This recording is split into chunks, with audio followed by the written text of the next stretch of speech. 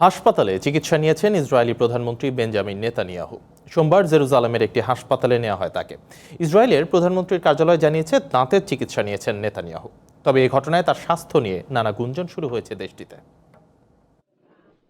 কয়েকদিন আগেই ক্যান্সারে আক্রান্তের খবরে চমকে দেন ইসরায়েলি প্রধানমন্ত্রী বেঞ্জামিন নেতানিয়াহু। চিকিৎসার পর সুস্থ থাকার কথা জানান এই নেতা। এর মধ্যেই সোমবার জেরুজালেমের হাদেসা এইন কেরেম মেডিকেল সেন্টারে নেওয়া হয় তাকে। হিব্রু গণমাধ্যমগুলোতে এই খবর প্রকাশের পরই তৎপর হয়ে ওঠে তেল আবিবে নেতানিয়াহুর কার্যালয়। আনুষ্ঠানিক বিবৃতিতে কার্যালয়টি জানায় দাঁতের চিকিৎসা নিয়েছেন এই নেতা। তবে এই সংক্রান্ত বিস্তারিত কোনো তথ্য স্পষ্ট করা হয়নি।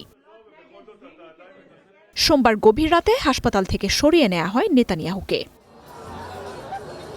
স্বাস্থ্যের প্রকৃত অবস্থা গোপনের অভিযোগে ইসরায়েলের সাধারণ মানুষের কাছে ব্যাপক সমালোচনার মুখে পড়েছেন ৭৬ বছর বয়সী ইসরায়েলি প্রধানমন্ত্রী। দেশটিতে নেতানিয়াহুর স্বাস্থ্য নিয়ে নানা গুঞ্জন ছড়িয়ে পড়েছে।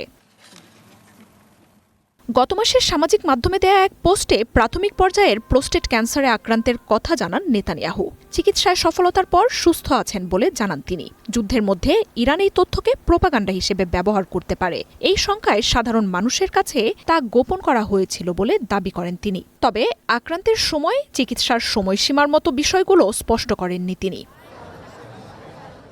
এর আগে ২০২৩ সালে পেসমেকার স্থাপন, ২০২৪ সালের মার্চে হার্নিয়া অপারেশন এবং ওই বছরের ডিসেম্বরে প্রোস্টেট সংক্রান্ত আরেকটি সার্জারির মধ্য দিয়ে যান নেতানিয়াহু।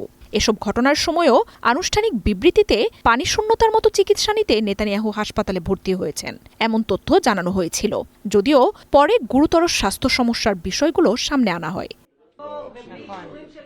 মার্জিয়া উপমা, ওয়ান ইন্টারন্যাশনাল ডেস্ক।